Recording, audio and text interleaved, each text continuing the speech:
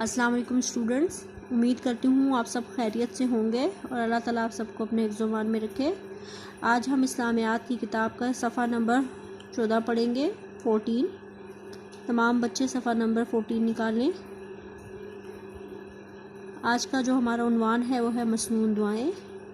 سب سے پہلے میں آپ کو مسنون دعاؤں کا مطلب بتا دوں، پھر اس کے بعد ہم اپنی پہلی 2 مسنون دعائیں پڑھیں گے بما ترجمہ، اور آپ نے ان سب کو یاد کرنا ہے۔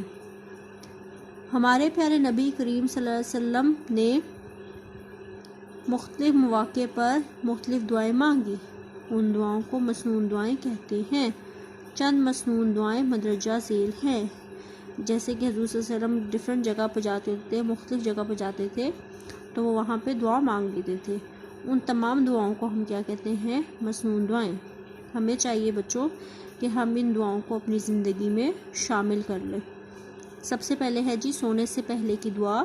سب بچے یہ دعا یاد کر لیں اور جب بھی وہ سوئیں تو اس سے پہلے یہ دعا ضرور پڑھ کر سوئیں۔ اللہم بسمکا، اللہم بسمکا اموتو و احیا۔ اے اللہ، میں تیرا نام لے کر سوتا ہوں اور جاگتا ہوں۔ اور جو بچیاں ہوں گی وہ کہیں گی، اے اللہ، میں تیرا نام لے کر سوتی ہوں اور جاگتی ہوں۔ اسی کے ساتھ آپ نے ایک اور دعا یاد کرنی ہے، نیند سے بیدار ہونے کی دعا۔ نیند سے بیدار مطلب جب آپ سو کر اٹھتے ہیں تب آپ نے یہ دعا پڑھنی ہے، الحمدللہ الذی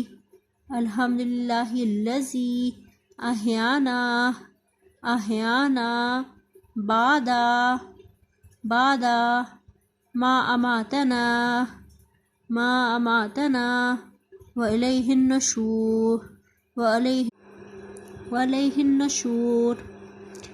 تمام تعریفیں اللہ کے لیے ہیں جس نے ہمیں موت یعنی نیند کے بعد زندگی بیداری عطا فرمائی اور ہمیں اسی کی طرف لوٹنا ہے۔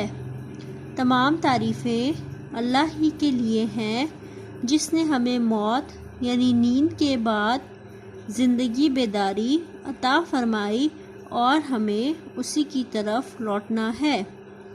آپ نے یہ دونوں دعائیں بہت اچھے طریقے سے یاد کرنی ہے بما ترجمہ۔